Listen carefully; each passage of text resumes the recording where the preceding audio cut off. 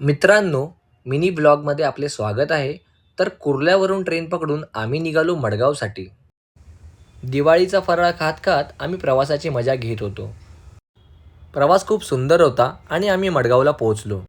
रूमवरती पोहोचून आम्ही मस्त आराम केला, फ्रेश झालो आणि सकाळी उठून पाहतो तर खिडकीतून दृश्य खूप छान होते. त्यानंतर गोवा फिरण्यासाठी आम्ही एक गाडी भाड्याने घेतली आणि आम्ही नॉर्थ गोव्याच्या दिशेने निघालो. तापमान खूप जास्त होते, पण रस्ते फार सुंदर होते. अशा प्रकारे आम्ही चपोरा फोर्टकडे पोहोचलो. तिकडे ऊन खूप जास्त होते, तरीही आम्ही फोर्ट चढण्यासाठी सुरुवात केली. मध्ये-मध्ये थांबत होतो, फोटोशूट करत होतो. अशा प्रकारे आम्ही चढत होतो. वरती पोहोचल्यानंतर दृश्य खूप सुंदर होते, पाहण्यासारखे होते. त्यानंतर आम्ही तिकडनं निघालो गोव्याचे सुंदर असे प्रसिद्ध चर्च पाहण्यासाठी.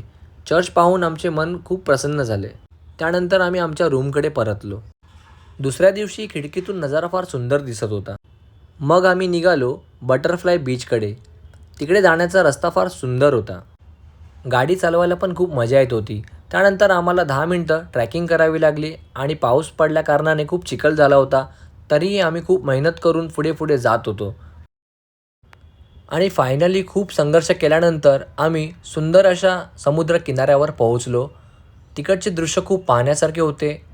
निळे-निळे पाणी, समुद्राच्या लाटांचा आवाज ऐकून मन खूप खुश होत होते. फोटोशूट झाल्यानंतर आम्ही पुन्हा ट्रेकिंग करत-करत बाहेर निघालो. पुन्हा आम्हाला त्याच वाटेवर संघर्ष करायचा होता. तसाच संघर्ष करत-करत आम्ही बाहेर पडलो.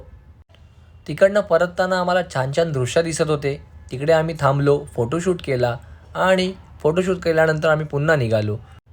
रात्री आम्ही फटोर्डा स्टेडियमला गेलो. तिकडे रोनाल्डोची टीम आली होती. खूप छान अशी मॅच झाली. ते पाहून आम्हाला खूप मजा आली. त्यानंतर आम्ही पुन्हा रूमकडे आलो, आराम केला, फ्रेश झालो आणि आम्ही दाबोलीम एअरपोर्टला पोहोचलो.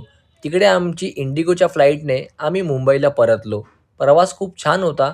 अशा प्रकारे आम्ही मुंबईला पोहोचलो. व्हिडिओ आवडला असेल तर मित्रांनो लाईक